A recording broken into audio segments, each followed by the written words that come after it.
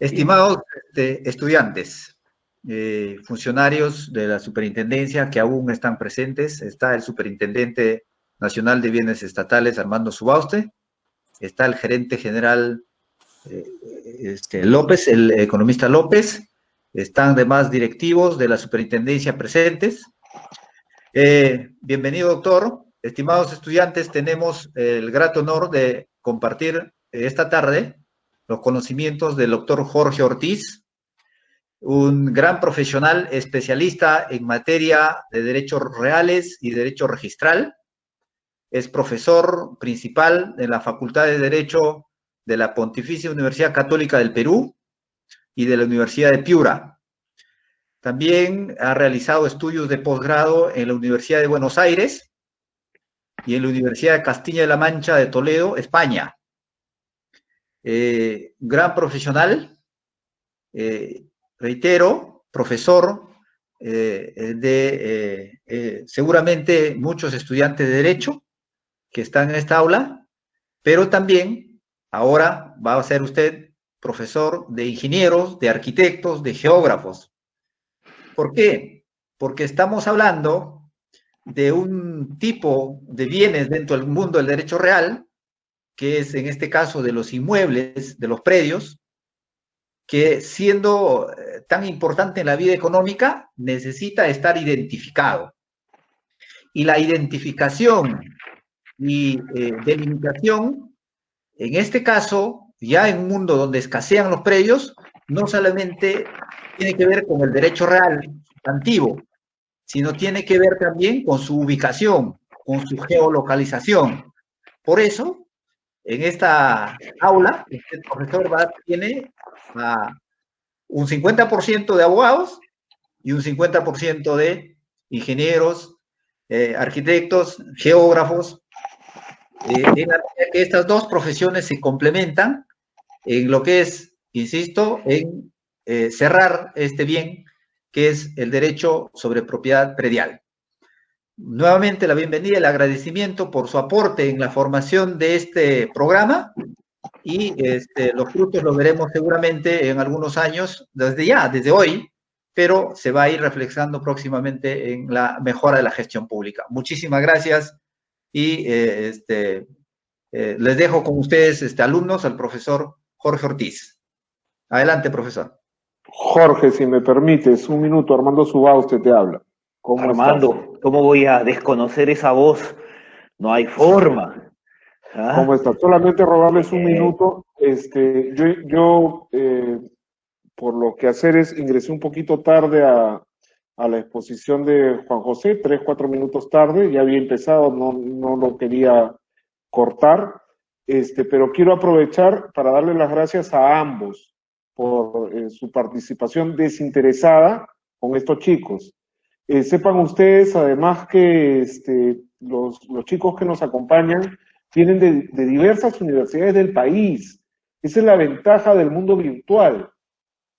¿Sí? No solamente son chicos de Lima, hay chicos de provincia que están unidos aquí en esta pantalla y nutriéndose de los conocimientos que le brinda la superintendencia a través de ustedes.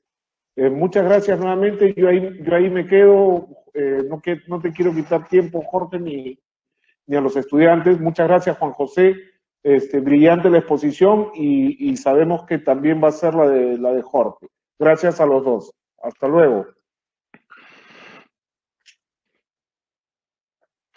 Bien, muy buenas tardes. ¿Qué puedo decir? A ver, lo que puedo decir es que cuando el Estado tiene una actitud distinta frente al rol que le toca, uno se siente absolutamente feliz. Absolutamente feliz. Todos deberíamos aspirar al Estado.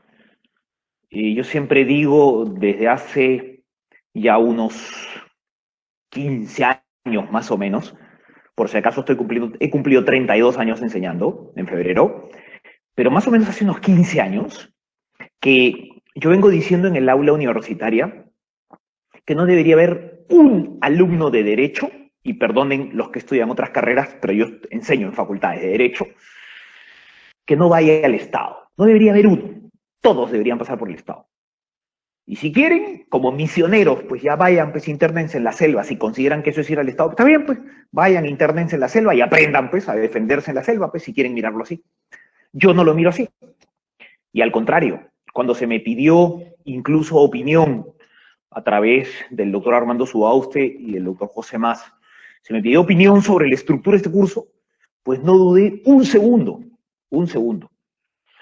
Y además, me parece fantástico que hoy incluso, una vez más en la vida, podamos compartir un espacio académico con mi gran amigo Juan José Garazatúa, a quien sí he estado escuchando desde hace más de media hora. Así que, Juanjo, por si acaso he grabado todo lo que tú has dicho, ¿no? Lo que quiero decirles es lo siguiente. A mí se me ha pedido que me refiera al derecho de propiedad en las sentencias del Tribunal Constitucional y cómo ellas afectan o no al Estado. Y entonces lo primero que creo que hay que hacer es algo muy chiquitito, pero muy puntual, y es preguntarnos qué es la propiedad. Si nosotros no nos preguntamos qué es la propiedad, pues entonces, ¿cómo podemos hablar de propiedad? Es ilógico. Y entonces, frente a la primera pregunta, ¿qué es la propiedad? El tema es muy concreto en 3 palabras. La propiedad es una suma de atributos. Punto. Yo no les voy a preguntar a ustedes si saben cuáles son esos atributos o no. Ese no es mi rol. Lo que quiero decirles es que la propiedad es una suma de atributos. Entonces, ¿eso qué quiere decir? Que quien hace las veces de propietario, entonces tiene esos atributos. Y si tiene esos atributos, los va a ejercer en su rol, el de propietario. Primer punto. Si nosotros vamos al Código Civil, el tema es muy sencillo, porque el Código Civil en el 923 lo que termina diciendo es que la propiedad es una suma de atributos. ¿Y cuáles son estos atributos en la práctica? Son 3. ¿Para qué hablar más? Usar, disfrutar y disponer. Punto. Si ustedes manejan y tienen claro que ser propietario y ejercer la propiedad es esa suma de 3 atributos, entonces ya no tendrán ningún problema en su vida con respecto a los derechos reales. Nunca más. Así de claro. Usan, disfrutan y disponen. Alguna vez alguien me dijo, ¿y grabar? Grabar es disponer, pues. Justo, grabar es disponer. Y reivindicar no es un atributo, porque atributo es la decisión que toma uno para disfrutar, para gozar, para decidir, disponer. Reivindicar es la herramienta que tiene el propietario para readquirir lo que ha perdido, sin haber dejado de ser propietario. Es decir, lo que ha perdido es la posesión sobre la cosa. Y entonces lo que tiene que hacer es recuperar esa posesión, porque el propietario no ha dejado de ser. Y esa es la acción reivindicatoria, que es vindicar, volver a tener, readquirir. ¿Correcto?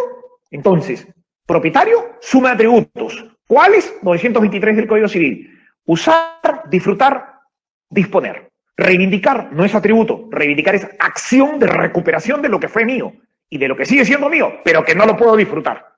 Primer punto. Segundo punto. Si yo soy propietario, entonces, ¿ejerzo mis atributos? Sí.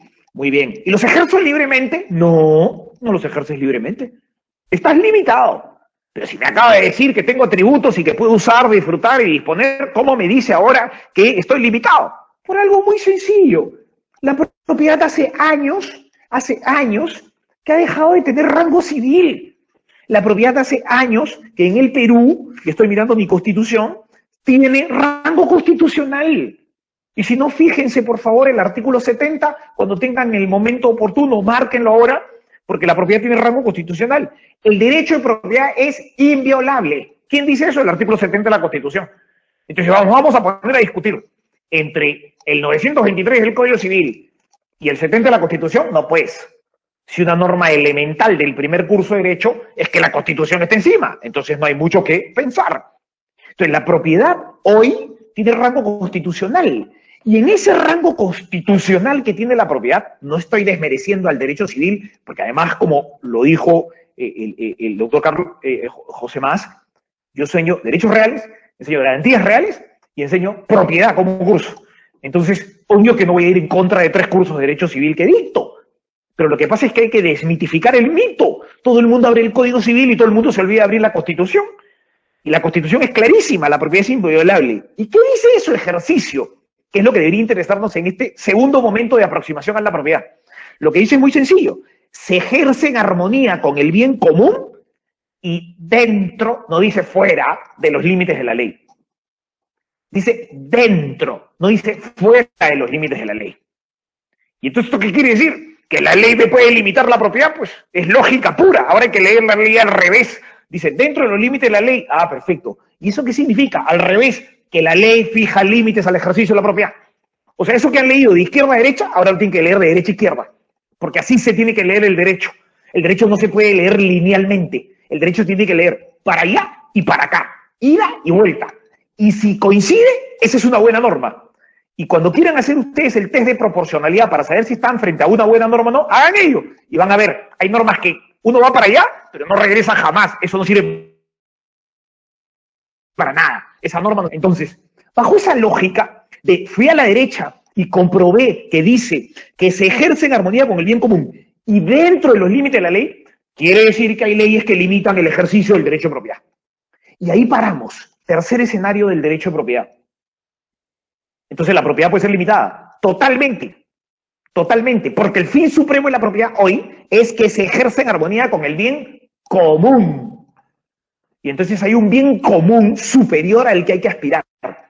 Y para aspirar a ese bien común se le limita al propietario el ejercicio de la propiedad. Y como se le limita el ejercicio del derecho de propiedad, porque hay un bien superior que es el bien común, ese bien que hoy en plena pandemia parece escaso a ratos, ¿no? Con tantos ejemplos de egoísmo que vemos en las calles. Bien, ese bien común del que no se quiere hablar incluso, porque hoy día cuando alguien habla del bien común, dice, ah, este es socialista. No, no es socialista. El bien común no tiene nada de socialista. El bien común es una aspiración humana desde que se creó la Tierra, que sea común a todos. Bien, esa aspiración a bien común tiene límites. ¿Y cuáles son los límites? Doctrinariamente se han marcado 3 límites, que en nuestro ordenamiento los asumió muy bien. El primer límite es un límite público, que creo que les puede interesar muchísimo a ustedes en este ejercicio que están haciendo durante el curso y durante esta estancia en la Superintendencia de Bienes Estatales. Primer límite, público. Segundo límite, por razón de vecindad. Tercer límite, privado puro, por pacto. Por pacto. No hay otra forma de limitar. Y fíjense, retrocedemos. ¿Dónde voy a encontrar los límites públicos? En la Ley de Patrimonio Cultural, en la Ley de Áreas Naturales Protegidas, en la Ley de Playas, en la Ley de Aeronáutica Civil cuando se refiere a las superficies limitadoras de obstáculos, es decir, que no deben existir construcciones aledañas a los aeropuertos. En la Ley de Derecho de Vía, es decir, que a los costados de las carreteras debe haber espacios libres, intangibles, de dominio público puro, y que no los debe ocupar nadie, porque son necesarios para el futuro ensanchamiento de las carreteras o para la instalación de servicios complementarios propios de las carreteras. ¿Y dónde más lo pueden encontrar? Lo pueden encontrar en la Ley de Recursos Hídricos, cuando se refieren a las fajas marginales de los cauces de los ríos, de las lagunas, de los lagos o donde existan recursos hídricos. Fíjense que hay un universo bien público de limitaciones. Repito, patrimonio cultural, áreas naturales protegidas, playas, derecho de vía, superficie limitadora de obstáculos, ley de recursos hídricos para el tema de las fajas marginales. Ahí tienen 6 espacios fantásticos de limitaciones públicas sobre bienes públicos, porque nadie podrá negar que una playa es de dominio público, nadie podrá negar que el derecho de vía es de dominio público, nadie podrá negar que el patrimonio cultural es derecho público, nadie podrá negar que un área natural protegida es de dominio público, nadie podrá negar que la superficie limitadora de obstáculos para que no existan construcciones aledañas que impidan el aterrizaje y el despegue de los aviones es derecho público. Nadie podrá negar que al costado de los ríos, de los cauces de los ríos, de las quebradas, de las cuencas, de las lagunas, de los lagos, ahí hay derecho público. Primera clasificación. Segunda clasificación, por razón de vecindad. Esta es muy privada también. ¿Por qué? Porque en nuestro ordenamiento legal, las limitaciones por razón de vecindad al ejercicio del derecho de propiedad están concretamente descritas entre el 959 y el 964 del Código Civil. Y el Código Civil es una norma para relaciones privadas. Pero eso es una segunda gran clasificación de limitaciones a la propiedad, conocidas como por razón de vecindad. Y tercera, por pacto. Son las que también se les conoce como limitaciones privadas o por pacto, que son aquellas que aparecen descritas concretamente en el 926 del Código Civil. ¿Y qué dice el 926 del Código Civil? Las restricciones a la propiedad establecidas por pacto para que surtan efectos frente a terceros deben ser inscritas en el registro. Entonces, ya tenemos el universo de que el derecho de propiedad es una suma de atributos. Que esos atributos son usar, disfrutar y disponer. Reivindicar no es un atributo, es una acción inherente para recuperar la posesión. Que además el ejercicio del derecho de la propiedad se hace desde la Constitución, la Constitución es superior, y como tal, ese ejercicio tiene un tema interesantísimo, porque desde la Constitución busca que aspiremos al bien común, pero ese ejercicio está limitado, y está limitado por tres tipos de limitaciones: públicas, por razón de vecindad o por pacto. Muy bien, y entonces ya tenemos la estructura construida. No, por algo muy sencillo. También hay un espacio en la Constitución que ustedes tienen que conocer sobre el ejercicio del derecho de propiedad, y me refiero concretamente al artículo 71, a continuación del artículo que nos refiere a la propiedad como inviolable, a la propiedad como aspiración al bien común y al ejercicio de la propiedad limitado. ¿Y qué dice el artículo 71? Que cualquier extranjero puede tener propiedad en el Perú, puede ejercer el derecho de propiedad en el Perú, pero a la vez hay una nota prohibitiva. ¿Y a qué me refiero concretamente? Me refiero a este segundo párrafo del 71 que dice: sin embargo, dentro de los 50 kilómetros de las fronteras, los extranjeros no pueden ni poseer por título alguno, ni adquirir por título alguno. ¿Qué no pueden adquirir ni poseer? Minas, tierras, bosques, aguas, combustibles ni fuentes de energía, directa ni indirectamente, individualmente ni en sociedad, bajo pena de perder en beneficio del Estado lo adquirido. Entonces es una prohibición absoluta frente a ese tipo de recursos naturales. Pero, como siempre tiene que haber excepción en el derecho, a continuación se dice: se exceptúa el caso de necesidad pública expresamente declarada por decreto supremo aprobado por el Consejo de Ministros. Entonces ustedes ahí tranquilamente podrían decirme ejemplos, porque qué linda la Constitución. Bajo esta lógica, ponemos a la Constitución en un marco y aplaudimos todos, y una norma que esté en un marco a la que todo el mundo aplaude no sirve.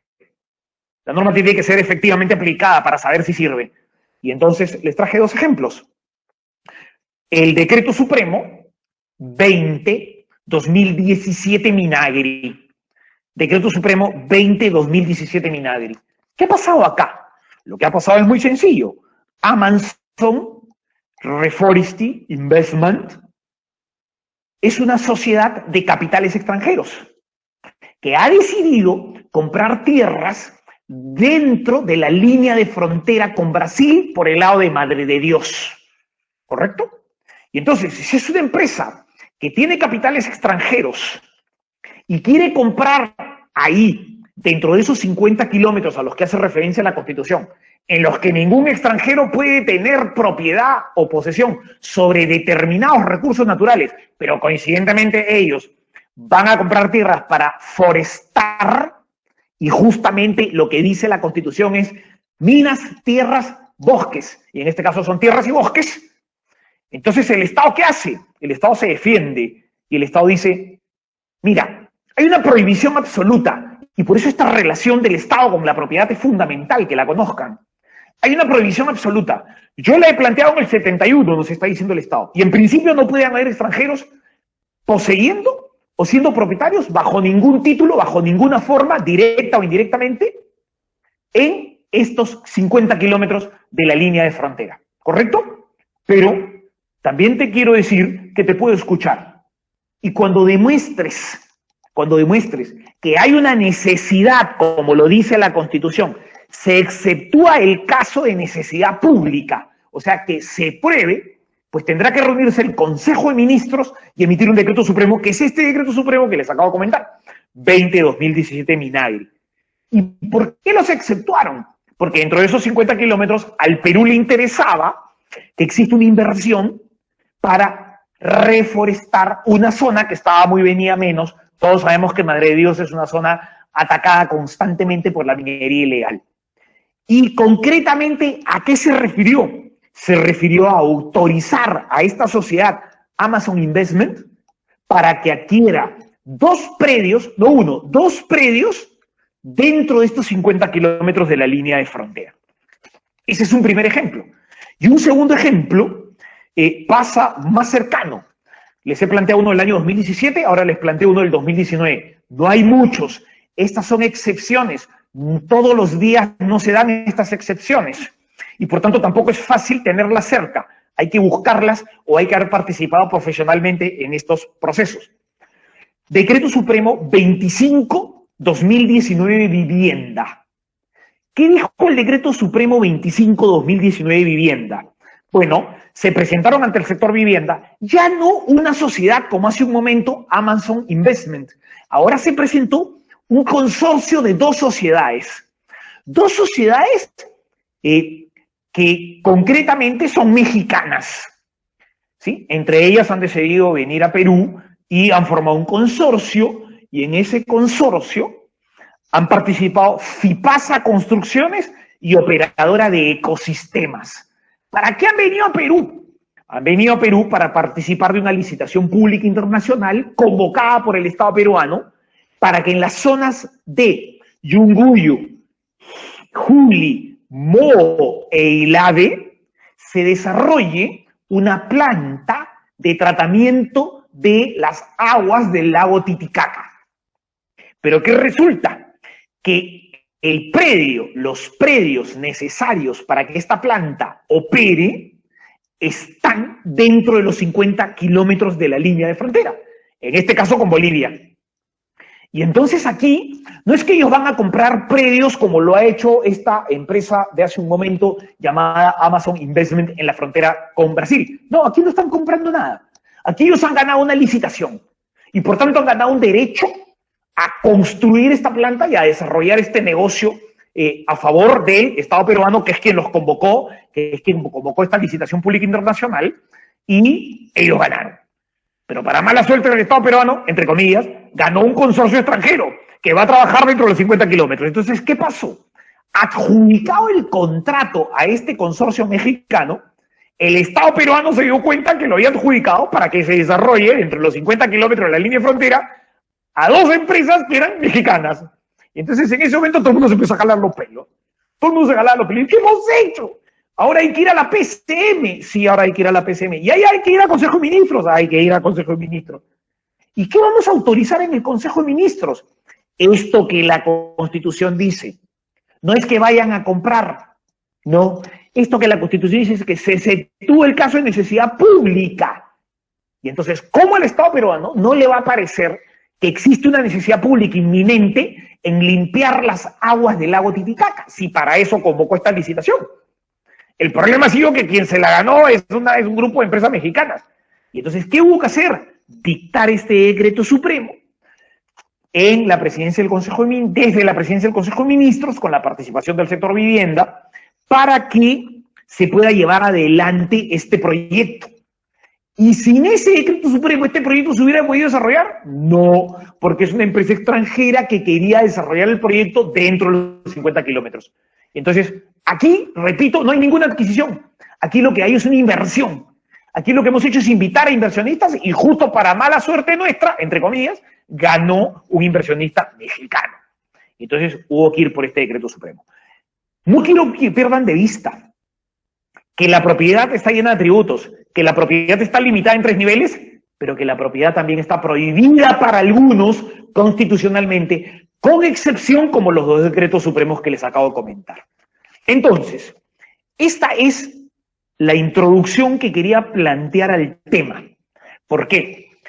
Porque ahora lo que me interesa y mucho es la segunda parte de la propuesta que me hizo el doctor Mas, y es analizar cómo el Tribunal Constitucional se refiere a la propiedad pública en diversas sentencias.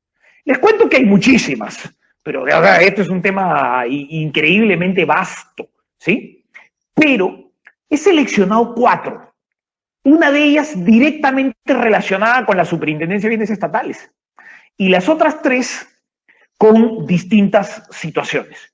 Y voy a ir planteando caso por caso, porque me interesa que vean ustedes cómo el Tribunal Constitucional se va pronunciando, y no es que cambie de opinión, sino que dependiendo del supuesto demandado, el Tribunal Constitucional va dictando una sentencia. El primer caso es el famoso caso Lombardi contra Sunarp, así de concreto. Lombardi contra Sunarp. Es un caso que se dio en Tacna. Y el expediente en el Tribunal Constitucional es el 4966-2008 PATC, Proceso de Amparo Tribunal Constitucional. 4966-2008 PATC. Caso Lombardi contra Sunarp. ¿Qué pasó aquí? Aquí lo que sucedió fue que fallece el causante de la familia Lombardi, la familia italiana, y obviamente al fallecer una persona, lo normal, no siempre tienen un patrimonio por heredar los herederos, los sucesores. Y eso es lo que sucedió. Lo que sucedió fue que se presentó a registros públicos para que sea calificada y de ser el caso inscrita la sucesión intestada del causante señor o señora Lombardi, para no entrar en detalles que no ayuden a nuestro análisis. Y entonces se presentó. ¿Y qué sucedió? Lo que sucedió fue que el registrador observó y dijo, no. Esta sucesión implica una transferencia de propiedad. E implica una transferencia de propiedad a los hijos de los señores Lombardi, que son italianos. Y como el inmueble se encuentra entre los 50 kilómetros de la línea de frontera, entonces no lo voy a inscribir. No perdamos de vista aquí, porque primero voy a describirles el caso de manera muy puntual, para después hacernos 2 o 3 preguntas sobre el caso. Entonces el registrador lo observó. ¿Potestad del registrador? Sí, los registradores pueden observar cuando califican, pueden tachar cuando califican, pueden suspender cuando califican, pueden liquidar cuando califican, pueden inscribir o pueden anotar. Pero en este caso concreto observó. Como no le gustó la observación a la familia Lombardi, a los herederos, apelaron ante el Tribunal Registral, que es la segunda instancia del procedimiento registral. El Tribunal Registral emitió la resolución 171-2007 TRA, Tribunal Registral de Arequipa. ¿Y por qué A? Porque todo lo que pasa en Tacna se resuelve en el Tribunal Registral del Sur, que está ubicado en la ciudad de Arequipa. Muy bien. Y ahí viene el gran tema. Más claro, los Lombardi no pudieron inscribir la sucesión intestada a su favor en la partida registral de este inmueble porque eran extranjeros. El registrador observó y el Tribunal Registral le dio la razón a el registrador. Quedemos aquí con una primera pregunta. ¿La sucesión intestada significa para ellos que eran extranjeros adquirir propiedad en la línea de frontera? ¿O la sucesión intestada es un derecho de los herederos, valga la redundancia, heredar? La sucesión intestada estaba dentro del 71 de la Constitución. El artículo 71 de la Constitución dice, sin embargo, dentro de los 50 kilómetros de las fronteras, los extranjeros no pueden adquirir ni poseer por título alguno lo siguiente, Y ese es el mal del Perú, que no leemos bien. Aquí dice concretamente, no pueden adquirir ni poseer por título alguno minas. Perdón, una casa no es una mina. Dice bosques, una casa no es un bosque. Dice aguas. Yo al único que conocí que podía vivir en una casa de agua era Aquaman, pero después no conocí a otro. ¿Correcto? No pueden adquirir combustibles. No estaban adquiriendo un grifo. Ni fuentes de energía. No estaban adquiriendo una planta de retransmisión eléctrica. No pueden adquirir ni directa, ni directamente, individualmente, ni sociedad bajo perder. Pero, o sea, ahí está el objeto.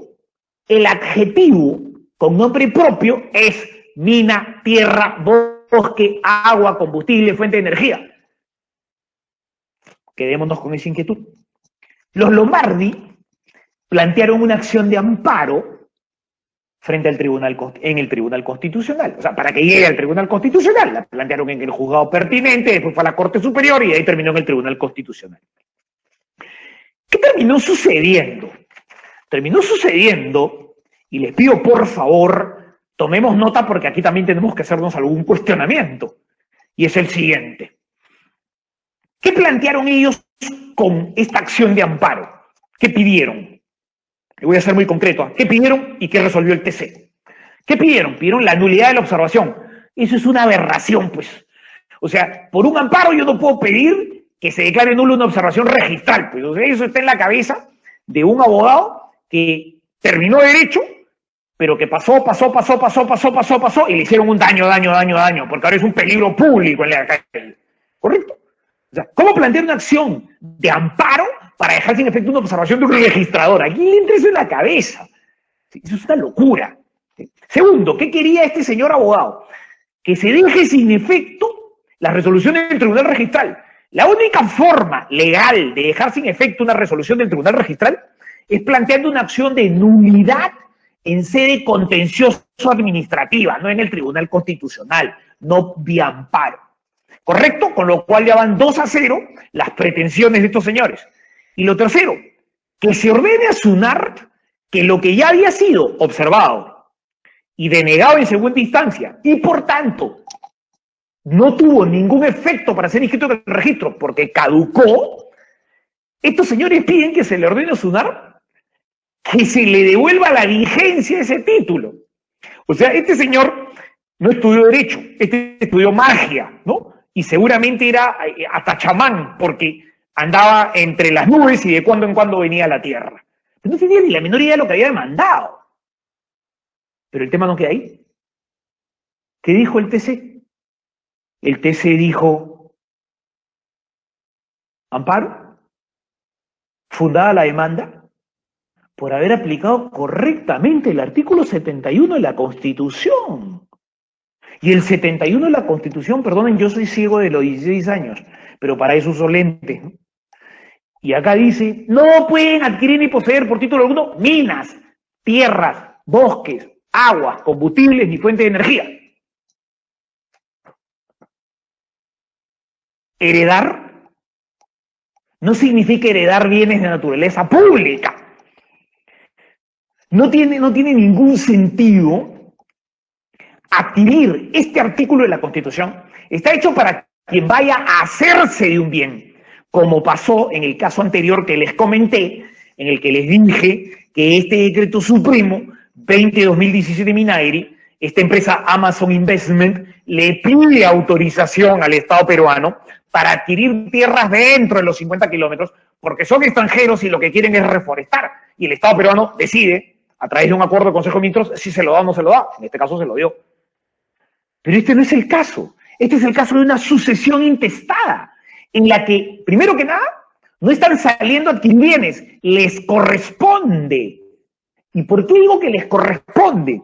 Porque el 660 del Código Civil dice claramente lo siguiente: desde el momento de la muerte de una persona, si hay una sucesión intestada es porque alguien ha muerto, ¿no? Salvo que el TC diga lo contrario, ya sería el colmo, o sea, que diga, no, hay sucesión intestada, pero no hay ningún muerto, con lo cual revolucionarían todo el derecho.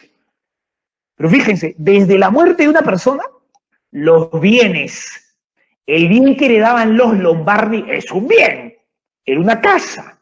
Los bienes, derechos y obligaciones que constituyen la herencia se transmiten a los sucesores. Se transmiten, no es se adquieren. El que adquiere es el que sale a buscar.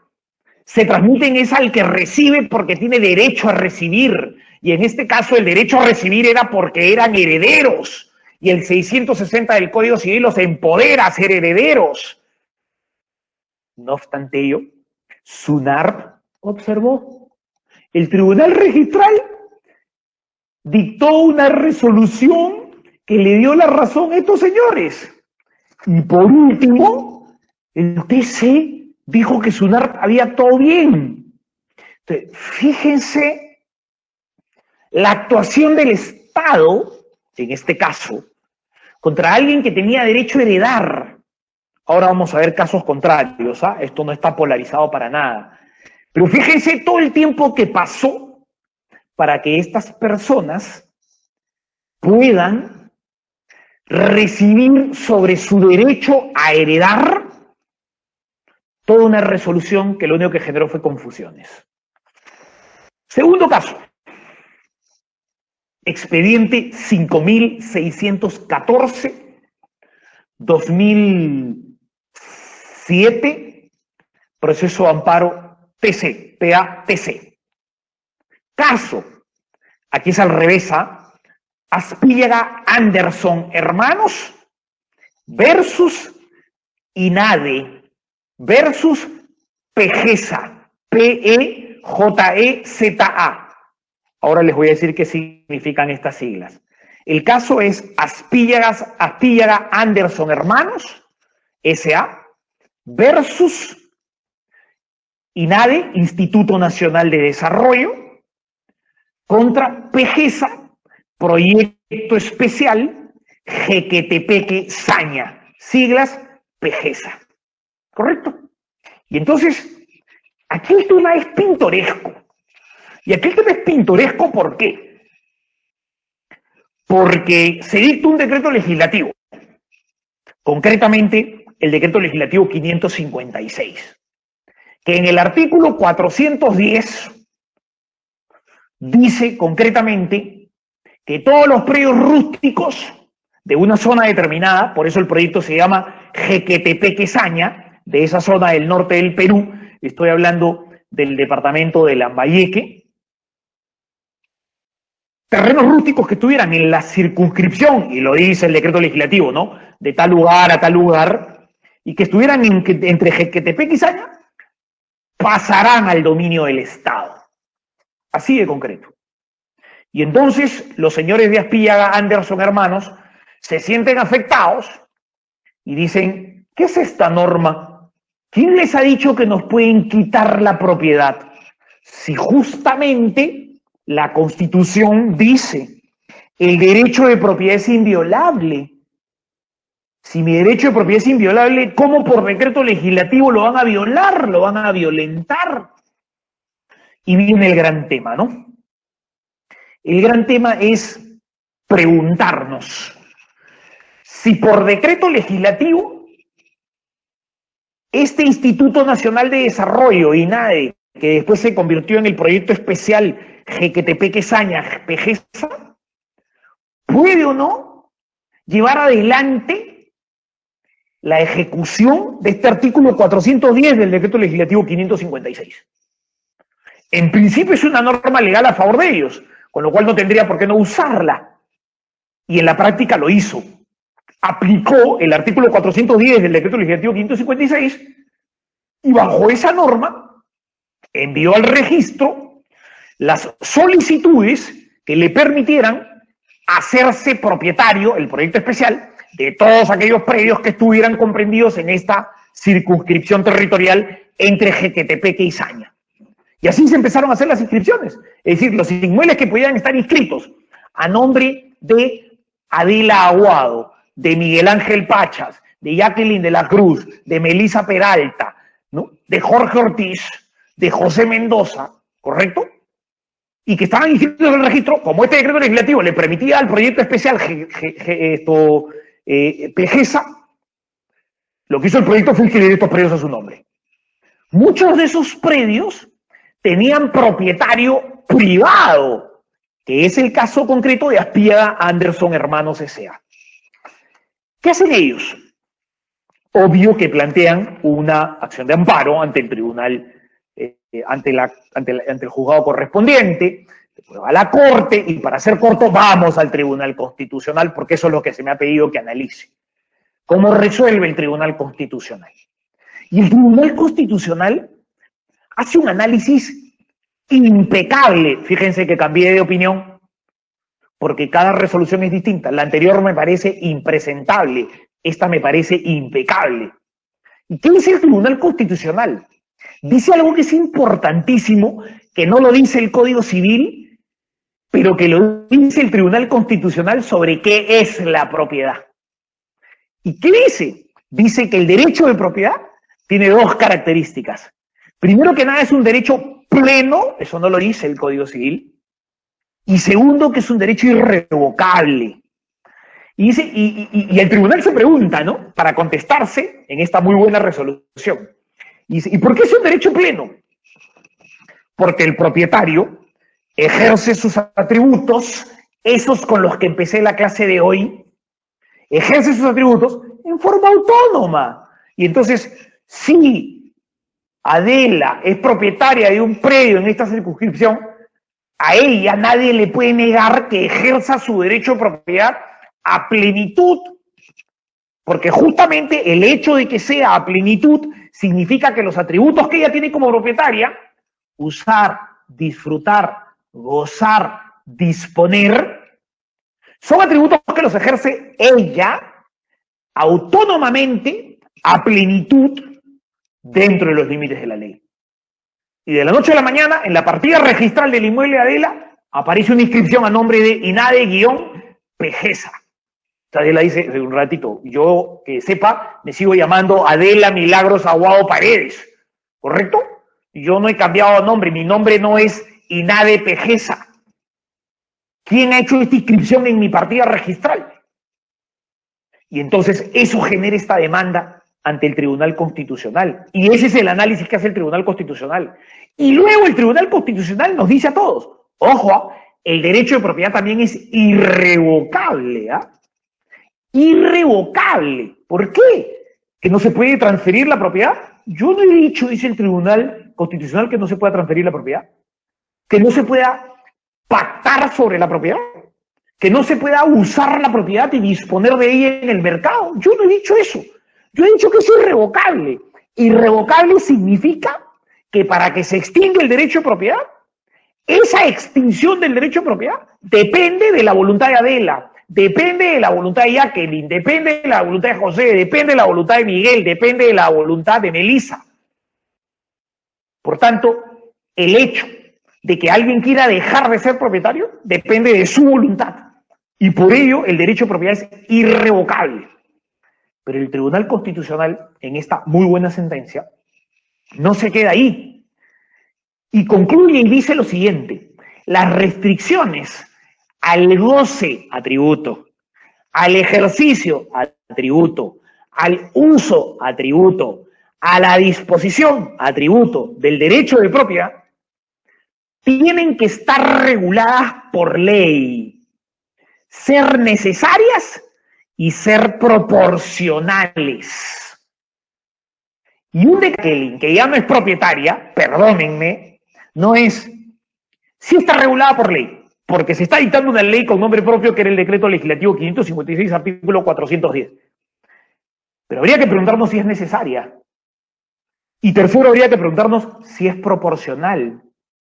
Y además, para que ella pierda su propiedad, porque ella es propietaria y por tanto su derecho es irrevocable y es pleno, a ella tendrían que expropiarla. Y entramos al segundo nivel del artículo 70, que no quise mencionar al principio y que a lo mejor les llamó la atención y dijeron, ¿cómo está hablando de las limitaciones? Está hablando de las prohibiciones y no de la expropiación. Porque justo este caso está referido al hecho concreto de que al haberse dictado un decreto legislativo que confisca la propiedad de Jacqueline, de Adela, de Freddy, de Miguel, de Fiorella, de Melissa, ¿correcto?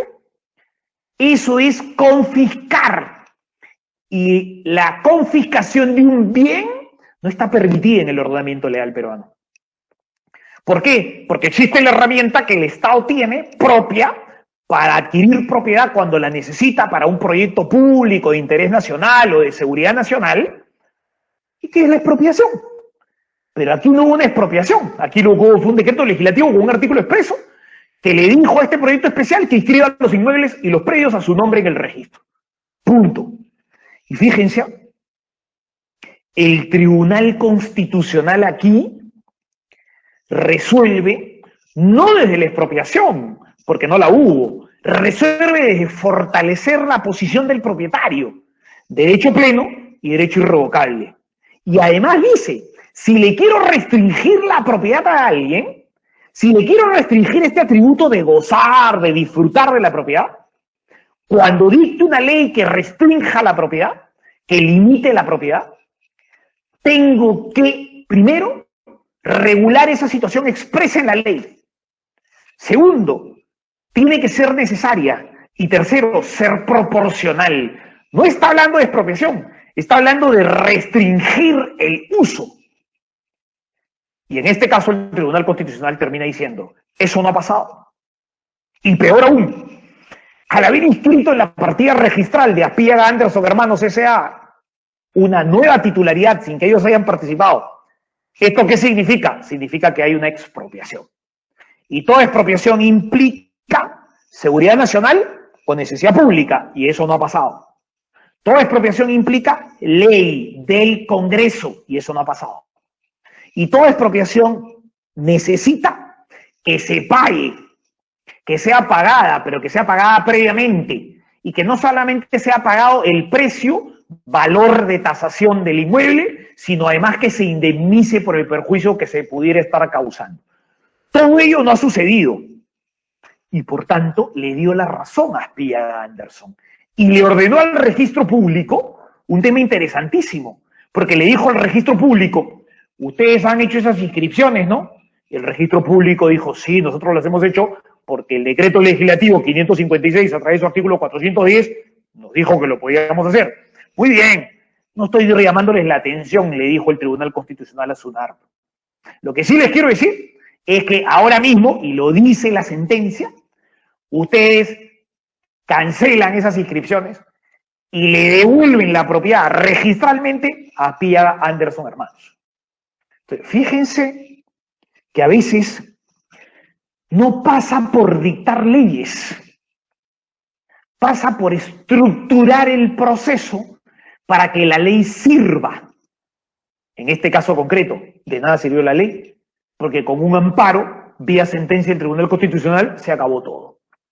Tercer caso, 588, perdónenme.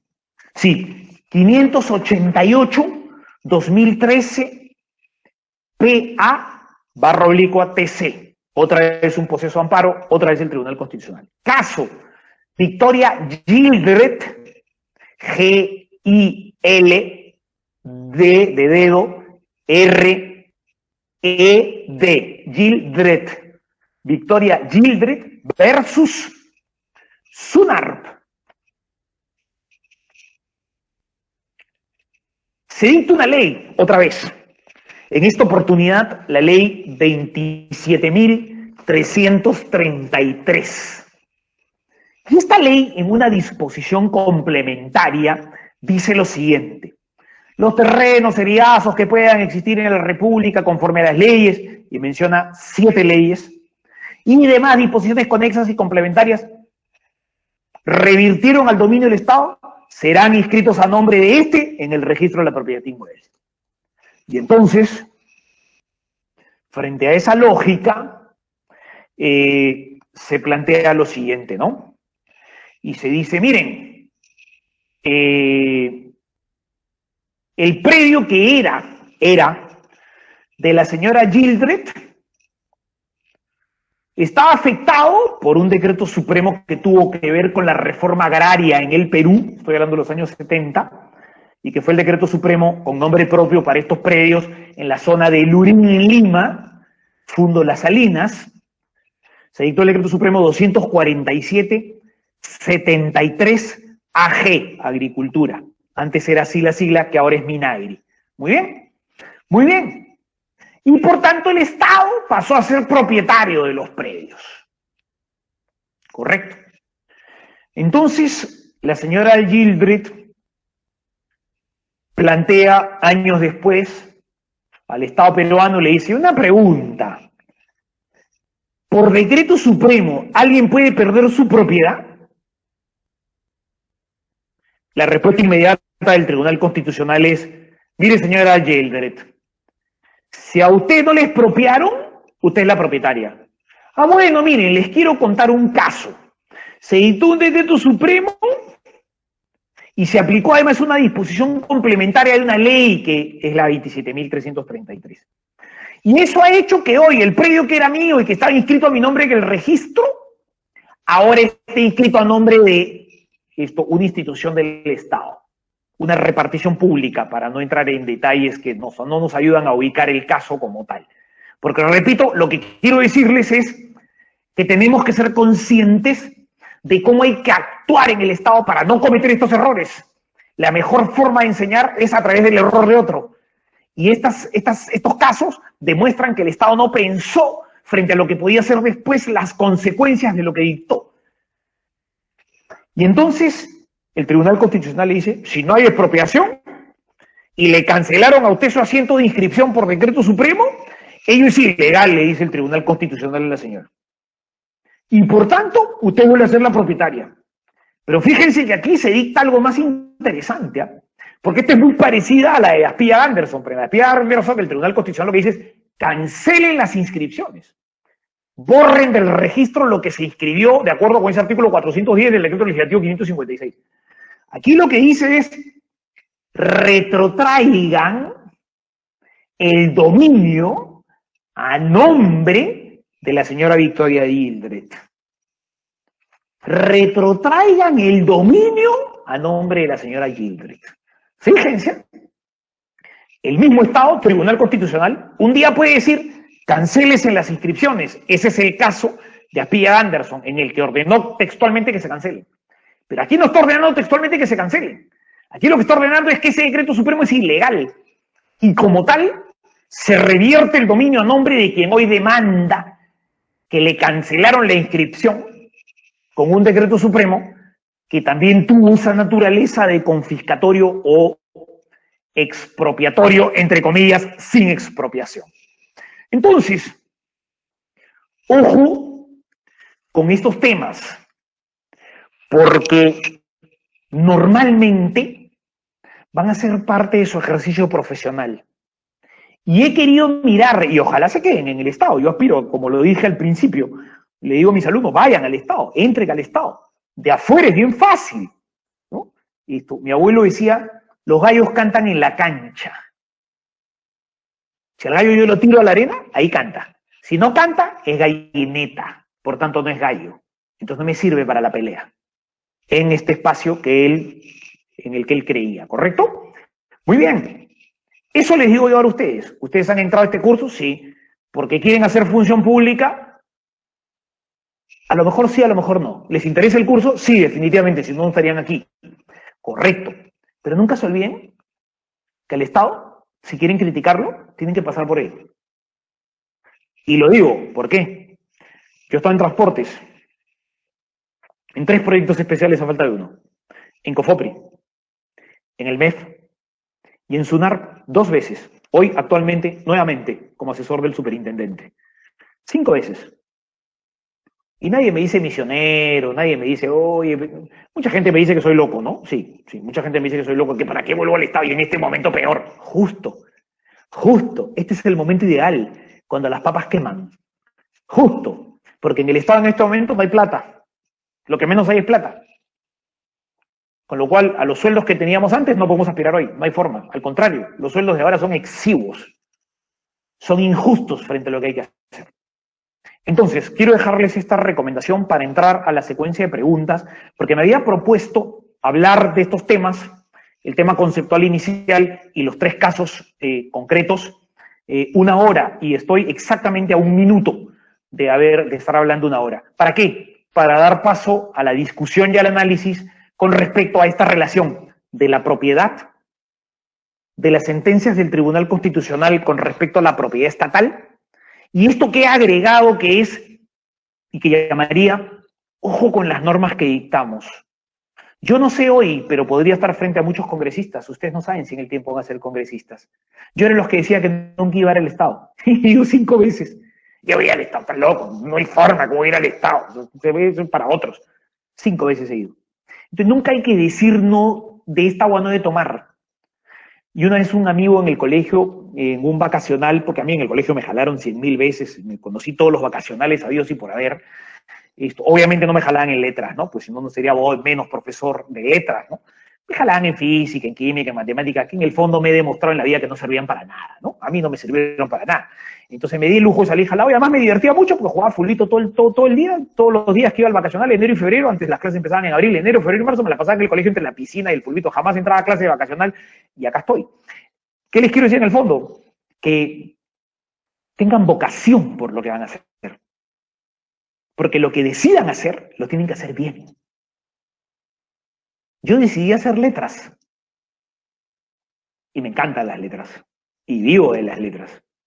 Y mi casa vive de las letras. Y mi esposa y mis hijos, todos vivimos de las letras. Y mi esposa también es una mujer de letras. Y mis 2 hijos ahora también son de letras. Pero fíjense que lo importante en la vida es apostar por algo y hacerlo bien. ¿Correcto? Hacerlo bien. Hacerlo con amor. Esta palabra que hoy da miedo, ¿no? Hay mucha gente que no hables de amor porque van a decir que estás hostigando. No sean imbéciles. El amor está por sobre todo en la vida. Por sobre todo en la vida. Y hay que hablar del amor, ¿no? Hay que hablar del amor, ¿no? Incluso ahora hay algunas universidades en las que dicen hay que proyectar videos contra el hostigamiento. ¿Qué hostigamiento, hombre? No me hables de esas porquerías. A mí no me hables de esas tonterías. El respeto. Hay que hablar del respeto, no del hostigamiento. Hay que hablar de la entrega, del compromiso, de la solidaridad, por tanto del amor. Y entonces, ya que entraron al Estado, denle amor al Estado. Devuélvanle amor al Estado. Entréguense por el Estado. Así les cueste. No va a ser fácil, ¿eh? No va a ser fácil, se los digo. Tengo 55 años. No es fácil. Pero denle amor al Estado. Y denle amor a su vida. Muy bien, exactamente 1 hora. Soy todo oídos.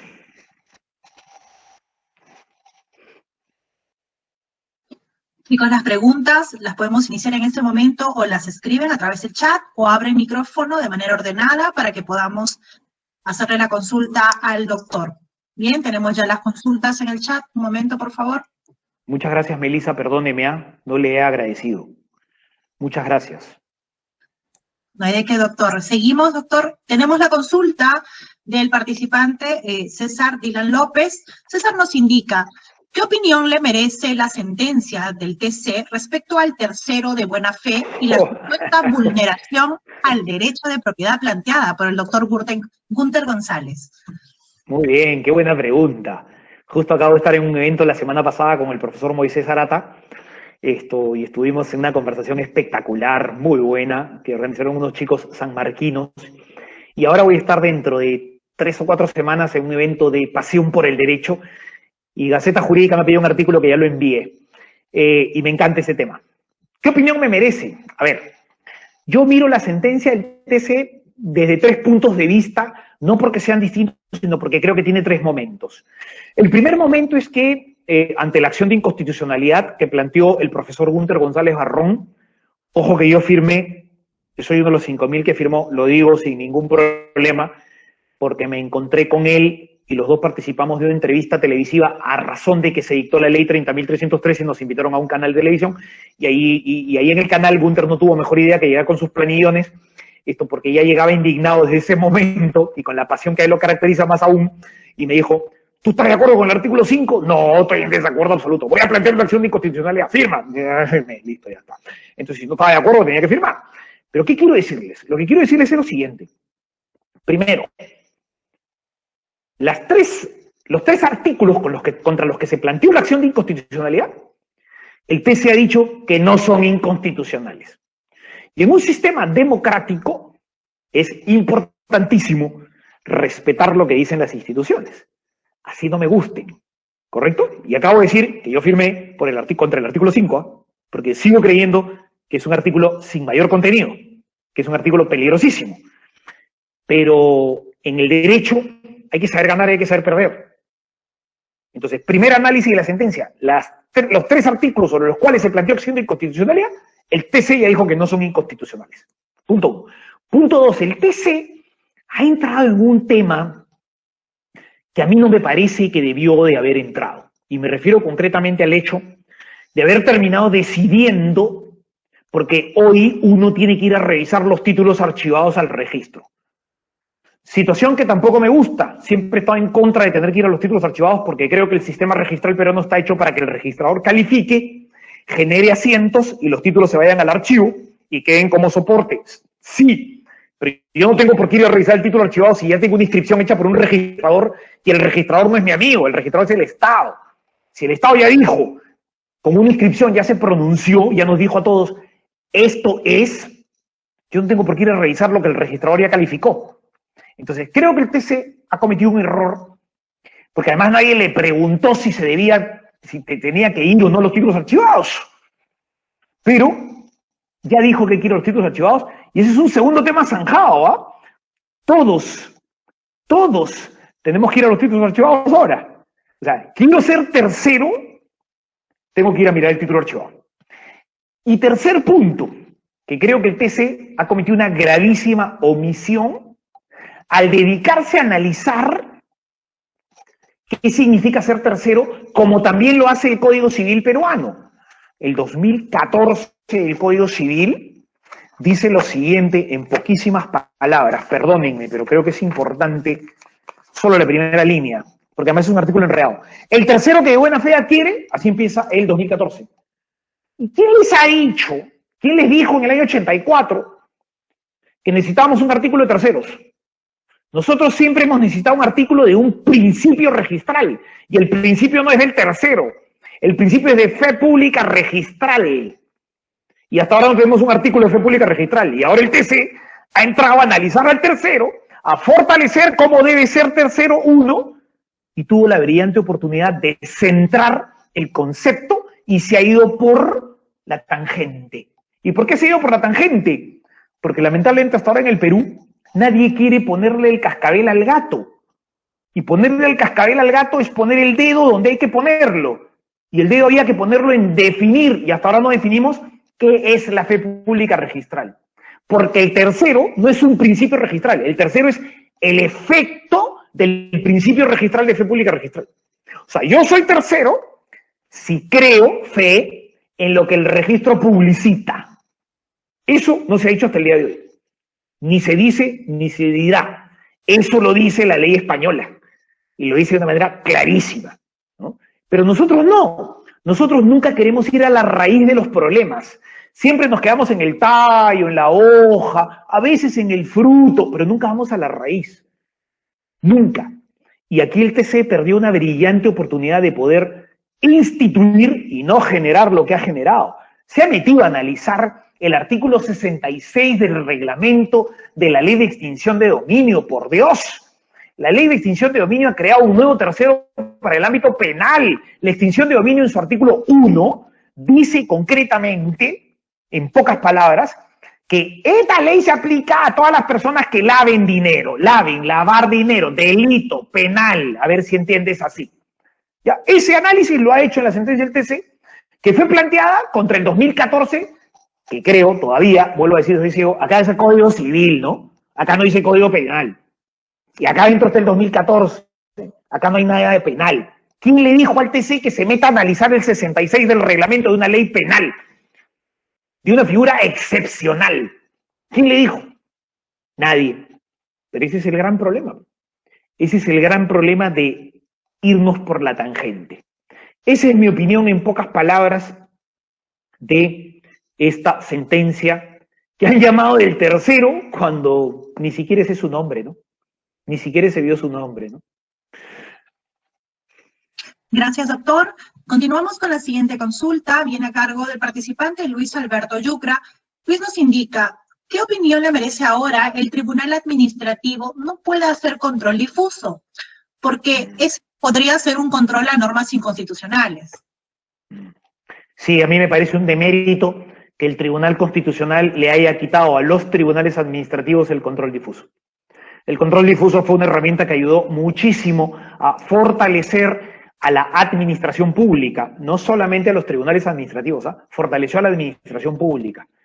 Las decisiones que se tomaron cuando los funcionarios administrativos podían hacer control difuso, creo que fueron riquísimas. Los fundamentos de muchas de esas resoluciones fueron riquísimas. Y me atrevería a decir que hasta el día de hoy, muchas de esas resoluciones administrativas son lejos, pero lejos, mejores que las resoluciones de los tribunales jurisdiccionales. Porque, en honor a la verdad, las resoluciones de los tribunales jurisdiccionales, tomen ustedes cada vez que salen estas separatas especiales de casaciones en el diario El Peruano, y la verdad que algunas son de temer, mayoritariamente son de temer, sin ningún fundamento de nada. En cambio, hubo un tiempo en la historia del Perú en la que los tribunales administrativos se encargaron de hacer derecho en distintas reparticiones públicas, no quiero decir alguna para obviar otras, y de repente les quitaron la facultad de hacer control difuso. Hoy no lo pueden hacer y me parece que hemos perdido en hacer derecho. No estoy hablando de ley, yo no hablo de leyes. Las leyes a mí, la ley es la uña de mi cuerpo, es una partecita del derecho. El problema está en que normalmente las facultades de derecho, ojo, es facultad de derecho, no es facultad de ley. Pero uno va a la facultad de derecho y le enseñan ley, un endiosamiento a la ley impresionante. Impresionante, la ley lo dice. Eso debería estar prohibido en el lenguaje de un alumno. La ley lo dice, es una locura. Lo que hay que decir es, ¿cómo hago derecho? ¿Cómo interpreto? ¿Cómo integro? ¿Cómo hago hermenéutica jurídica? Eso ya ni se enseña y está vigente. Esa es mi opinión. Listo, doctor. La siguiente consulta llega a cargo de la participante Emily Chávez y nos indica: si un extranjero se nacionaliza como peruano, ¿ya no tendría efecto la restricción de compra dentro de los 50 kilómetros en las fronteras? Y en el caso de la extradición, ¿cuándo se considera legal? Correcto. Totalmente de acuerdo, porque al naturalizarse, y ahí hay un gran tema también doctrinario por ser discutido, y es que la nacionalización no es la palabra correcta. Y fíjense que incluso se usa hasta en la Superintendencia de Migraciones. La palabra correcta es naturalización. Uno se naturaliza. Y ese proceso de naturalización implica que uno adquiere todos los derechos como un ciudadano más del país al cual uno se adhiere a esa nacionalidad, que es distinto a nacionalizarse. Yo me hago de una nacionalidad por un proceso de naturalización. Me vuelvo un natural más de ese país. Ese es el término correcto. Y entonces esa naturalización me entrega derechos. ¿Qué derechos? Todos los que tiene el ahora connacional mío. Y entonces, si se naturaliza, es peruano y por tanto puede adquirir.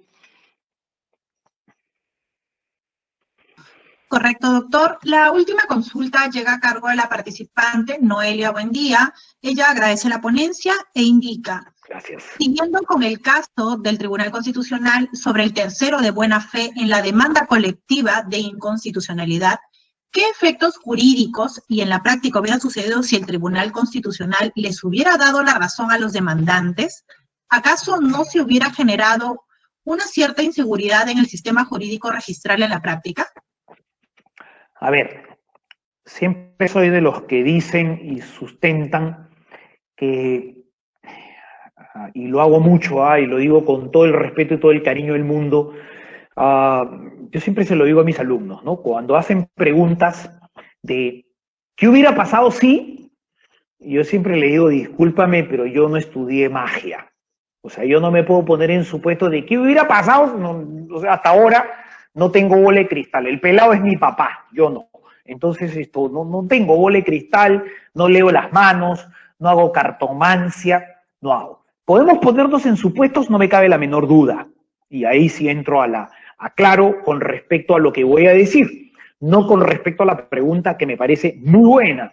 A ver, ¿qué hubiera pasado si se hubiera dado la razón en las tres pretensiones de inconstitucionalidad? A ver, yo creo que hubiéramos tenido efectivamente un desorden mayor, pero ahí viene el tema en el que uno no puede opinar porque tiene que ponerse en el supuesto de qué hubiera resuelto el TC. Y yo no sé qué hubiera resuelto el TC en ninguno de los tres supuestos. Lo que sí sé es que me tengo que poner en el supuesto no negado ante la pregunta de qué hubiera pasado si le daban la razón a esta acción de inconstitucionalidad. Bueno, lo que hubiera pasado es que, a ver, ese artículo en el que se prefiere al tercero, no obstante haber un título falso suplantado, este artículo 5 de la ley 30.313, a mí me parece que hubiera sido un excelente espacio, ¿para qué? Para decir lo siguiente, ¿no? ¿Cuál es el contexto de la ley 30.313? No permitir que ingresen al registro títulos falsos y títulos en los que exista suplantación. Ojo, ojo. La 30.313 en ningún momento analiza desde ningún punto de vista todos los supuestos planteados como fundamento de la acción de inconstitucionalidad. Es decir, si me vendió alguien que no tenía título, él no es propietario. Eso no analiza la 30.313. Esos son los muy buenos razonamientos que ha hecho el profesor González Barrón y que además los ha publicado en sus 2 libros, si mal no recuerdo, o 3 creo ya, sobre este tema, pero que no son el sentido, y por eso es que creo que ha fallado la acción de inconstitucionalidad. Porque él lo que ha hecho es trasladar como fundamentos todo lo que ha descrito bien, todo ese esfuerzo que él ha hecho por razonar que en el Perú no es fácil, y por eso el Tribunal Constitucional lo que ha dicho es, a ver, un ratito. ¿Qué dice la ley? Porque el Tribunal Constitucional es uno que analiza la inconstitucionalidad de una ley o de un artículo de una ley. Y lo que ha hecho el TC es eso, ¿no? Lo que ha dicho es, este artículo que usted dice que es inconstitucional, no es inconstitucional porque no está vulnerando derechos de nadie, ¿no? Entonces, pero si le hubieran dado la razón, por ejemplo, en ese artículo 5 hubiéramos tenido un tamaño tema. ¿Por qué? Porque incluso en ese supuesto, habiendo un tercero con derecho inscrito, si se decía que ese artículo era inconstitucional, ese tercero no existía. Y eso a mí me parece una locura. Porque si no, ¿para qué es tercero? ¿Para qué fue al registro y le preguntó? ¿Él es el propietario? Sí. Ah, perfecto. ¿Y yo he adquirido título oneroso? Sí. ¿Y yo podía saber que el que me vendió no era el propietario? No. Ah, muy bien. ¿Y revisé los títulos archivados en el nuevo 30.000, en el nuevo 2014? Sí. Y además de eso, ¿adquiriste que en el registro aparecía con facultades para trasladarte su dominio? Sí, es el que aparecía. El titular aparente era él. Yo fui al registro y creí en el registro. Esa es mi tesis. Yo creo en lo que el registro dice. Y entonces adquiero, me empodero, me enlazo a lo que el registro me está publicitando.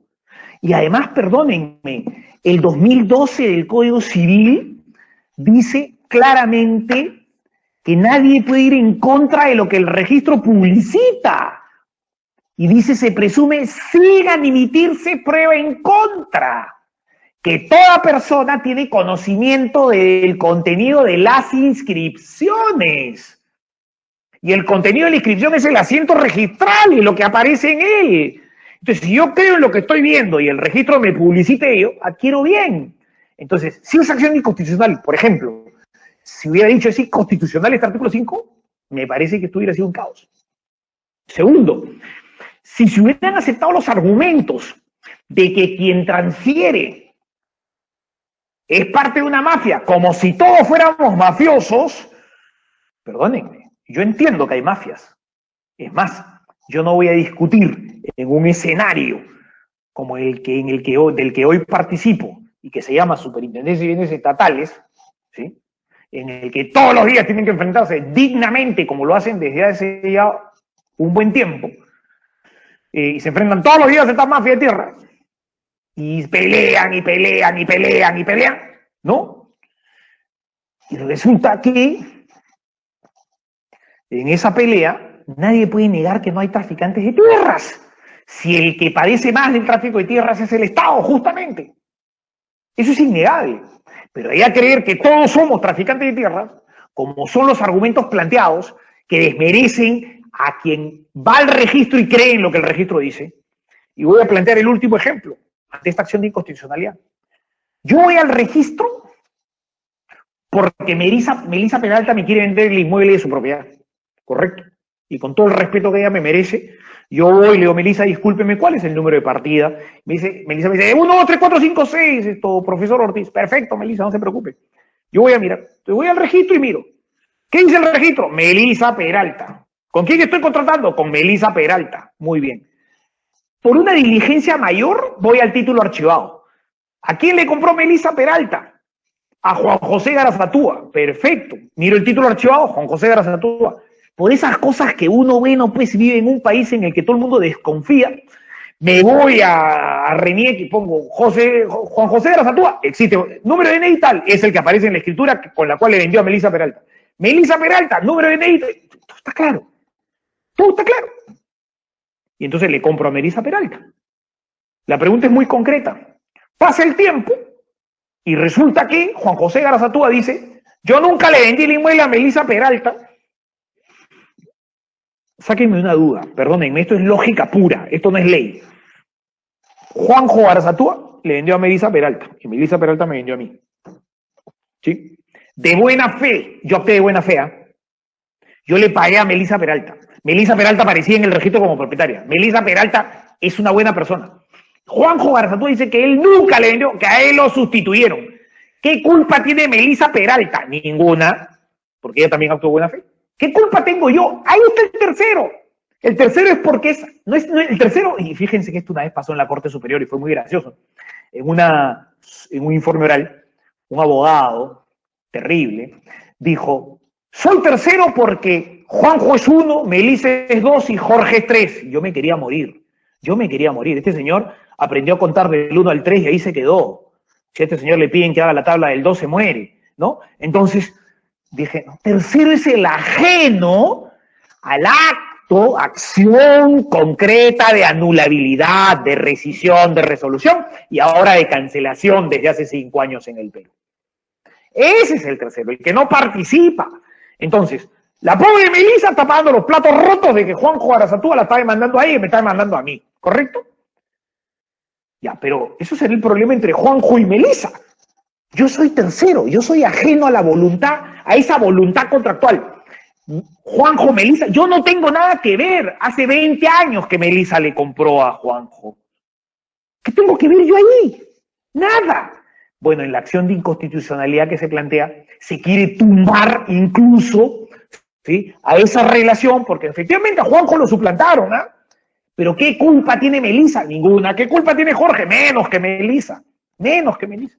Bueno, en esa acción de inconstitucionalidad se argumenta que se deberían caer Jorge, Melissa, Juanjo y regresan. No, pues, bajo esa lógica, entonces no compramos ni caramelos, porque el sistema está hecho para que los bienes circulen. Y no estoy siendo materialista. A mí, las personas que me conocen no me pueden decir materialista, porque tengo actos concretos de inmaterialización de mi vida, concretos. Y les pongo de ejemplo cinco casos a ustedes. 5 veces he ido al Estado, o sea que ahí está clarísimo que no me interesa el tema material.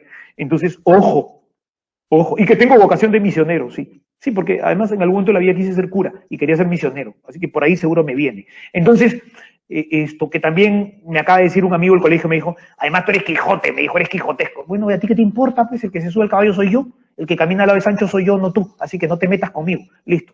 Entonces, que aquí se podría haber destruido todo si le daban la razón. Fíjense. Pero es complejo el tema, ¿eh? Me estoy poniendo en supuestos. Esto yo lo he conversado con Gunther más de una vez. En un evento hemos estado juntos y hemos almorzado 2 veces por este tema. Y también he coincidido con él que efectivamente, ¿qué pasa con la persona que perdió su propiedad? En este caso, Juanjo. Bueno, pues habrá que crear algún sistema para que Juanjo se le indemnice, para que Juanjo pueda hacer algo. Pero no perjudiquemos a la cadena de gente que actuó bien.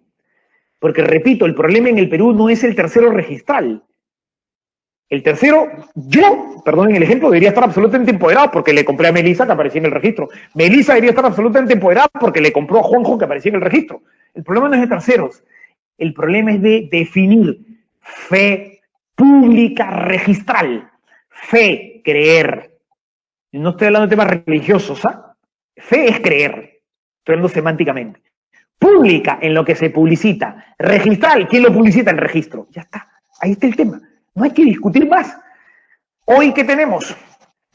Una sentencia del Tribunal Constitucional, un artículo 66 del reglamento de la Ley de Extinción de Dominio, partes pertinentes de la 30.313, el 2014 del Código Civil. Entonces ahora cuando uno compre, y a esa conclusión llegábamos con Moisés Arata la semana pasada en este evento, la discusión va a ser interesantísima, porque ahora cuando uno compre, va a mirar el 66 de la Ley de Extinción de Dominio, va a mirar el 2014, va a mirar la acción de inconstitucionalidad, va a mirar la sentencia, va a mirar la 30.313 y al último va a ir al registro, o sea, de loco, al último va a ir al registro, ¿no? Entonces, fíjense lo que estamos creando.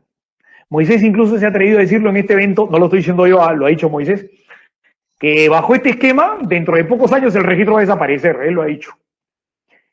Fíjense, claro, porque ya no tiene sentido. Ahora, ¿qué tengo que hacer bajo el análisis del TC? Ir a tocar la puerta de la casa y decir, tac, tac, tac, tac, acá está Melisa, acá vive Melisa, sí.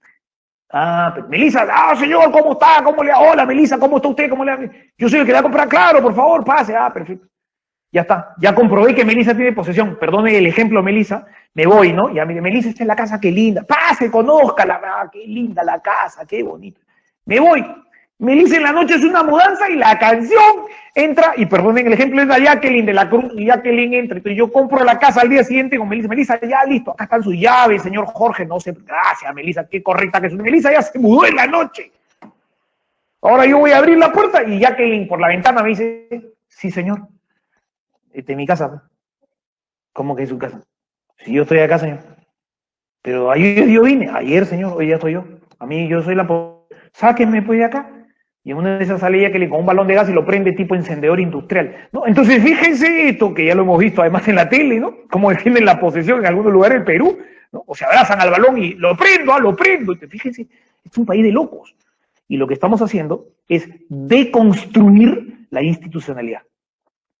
Deconstruir la fe, deconstruir creer, deconstruir el valor fundamental de la vida, que es confiar. ¿Y qué ha dicho el TC? Vayan y comprueben la posesión, ¿ah? Y se metió a analizar las sentencias de la Corte Suprema. ¿Quién le preguntó eso al TC? ¿Quién le preguntó eso al TC? Nadie. Y entró. Entonces hoy el tema está complejo. Eso es. Gracias, doctor. Tenemos unas consultas adicionales, si me permite. Por favor, con todo gusto. Participante Álvaro Sánchez nos indica, en los casos de extranjeros que fueron legatarios sobre bienes cuya adquisición se encuentra prohibida a los 50 kilómetros de la frontera, ¿qué pasaría con esos legados? Que fueron legatarios y son extranjeros, o sea, es el legatario extranjero, ¿así le debería entender la pregunta?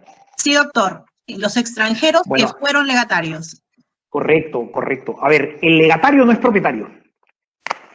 El legatario lo que está recibiendo es un cargo y por tanto no es propietario. Entonces, si no es propietario, no está adquiriendo en propiedad. Y como no está adquiriendo en propiedad, no debería tener problema, porque estamos viendo que incluso a los señores Lombardi no les quisieron registrar la casa, ¿no? Que adquirieron por sucesión intestada. Pero el legatario no es propietario. El legatario lo que recibe es un cargo. Gracias, doctor. La siguiente consulta llega a cargo de Leonardo Valdés. Nos indica lo siguiente. Partiendo de que necesariamente debemos acudir a los títulos archivados, ¿cuál ha sido la respuesta desde el sistema de los registros públicos para disminuir contingencias? Por ejemplo, tengo entendido que virtualmente no se puede consultar los títulos archivados, por lo que a pesar de los avances en la digitalización, necesariamente habría que acudir presencialmente al archivo. A ver, voy a contestar desde dos puntos de vista. Hoy, que es micro, y mañana, que es macro. Micro, hoy, lamentablemente, no hay otra forma. Y no hay otra forma, ¿por qué? Por lo que estamos viviendo. Hubiera sido ideal encontrar un registro absolutamente sistematizado y en el que todos los títulos estén microfilmados y archivados electrónicamente, qué duda me cabe. Lo único que les puedo decir es que cuando fui superintendente adjunto tuve que enfrentar una contratación que heredé, hablando de herederos, una contratación que heredé, y que tuve que decidir por la nulidad del contrato, porque era un contrato mafioso para digitalizar los títulos. O sea que Odebrecht no existe desde ahora. Yo estuve hace 9 años en el registro como superintendente adjunto y había un contrato que era terrible y que hubo que pedir la nulidad del mismo porque era un escándalo de corrupción. ¿Correcto? Entonces, hubiera sido lindo encontrar un registro hoy absolutamente digitalizado. Y la pregunta macro, ya se dispuso internamente que a partir del mes de octubre se va a empezar una gran campaña de digitalización de los títulos. ¿Aprovechando qué? Porque va a ser el principio de la digitalización. Aprovechando que hoy la mayoría de títulos se presentan virtualmente. Entonces, si ya se están presentando virtualmente, quiere decir que ya no los están presentando en papel. Y por tanto ya tenemos la base electrónica de esos títulos. Bueno, eso va a ser a partir de octubre y que nos acompañe la fuerza para poderlo hacer hasta julio del próximo año, que es nuestro mandato. Si es que no nos vamos antes, ¿no? Porque en el Perú nada está dicho, como dice Jaime Chincha, ¿no? Uno no sabe. Gracias, doctor. La última pregunta de la noche llega a cargo del participante Carlos Zúñiga Cuentas. Él agradece la ponencia e indica lo siguiente. ¿Debería existir expropiación indirecta o mal llamada regulatoria? A propósito del expediente Aspíllega, que se explica la expropiación absoluta y no la indirecta, que no se regula en nuestro país.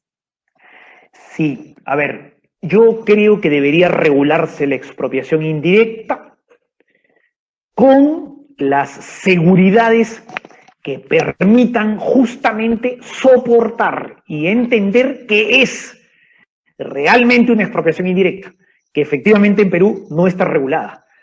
En Perú el TC ha tenido sentencias de eso. Otro mundo, hay varias sentencias en las que el TC ha dicho que se trata de expropiaciones indirectas y también ha dicho que no se trata de expropiaciones indirectas. Pero me parece que todavía falta mucho por caminar ahí. Pero si me preguntan mi opinión, yo sí soy un partidario de las expropiaciones indirectas, obviamente con un marco que soporte ellas, no hoy, en las que podría, como se acaba de plantear y se ha hecho referencia al caso Aspíllega Anderson, se podría plantear una muy mala interpretación de una expropiación y decir, esa es una expropiación indirecta. No, pues esa no es una expropiación directa, esa es absoluta, ¿no? Pero, a ver, por ejemplo, para marcar temas de regulación municipal necesarias para el Estado en el tema urbanístico, por ejemplo, podría usarse expropiaciones indirectas, ¿no? Sería una excelente herramienta para poder ordenar las ciudades, más aún después del caos que estamos viviendo, ¿no? ¿Qué capital del Perú no es un caos urbanístico después de que la pandemia nos ha golpeado a todos? Sí, uno de los temas que se ha puesto sobre la mesa es que tenemos unas ciudades desastrosas, que ni siquiera las conocemos. Entonces, ahí habría un gran tema a través de las expropiaciones indirectas para volver a regular el urbanismo de la ciudad. Gracias, doctor. Han sido todas las consultas. Agradecemos al doctor Jorge Ortiz Pasco por la ponencia de esta noche. Invitamos al doctor José Mas, director de Normas y Registro de la SBN, para que realice el agradecimiento y la despedida oportuna. Adelante, doctor Mas.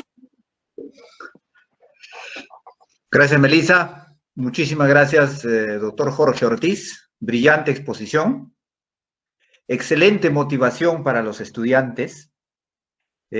Como usted ha resaltado muy bien, en el tema de la propiedad estatal, y como en todo el derecho, debemos mirar más allá de las leyes, las instituciones jurídicas que están detrás de estos ordenamientos jurídicos y que siempre deben ser analizadas, evaluadas y opinadas pensando en su funcionalidad y hacerlo lo más fácil al ciudadano. Miremos entonces la Constitución Política, miremos el Código Civil, miremos las leyes especiales, como mencionaba usted, la Ley de Patrimonio Cultural, la Ley de Recursos Hídricos, las zonificaciones, miremos todo el marco legal y sobre todo, detrás de eso, las instituciones jurídicas que sostienen o que están plasmadas en alguna de esas disposiciones. Muchísimas gracias por su aporte, doctor. y de esta manera daríamos por culminada esta presentación.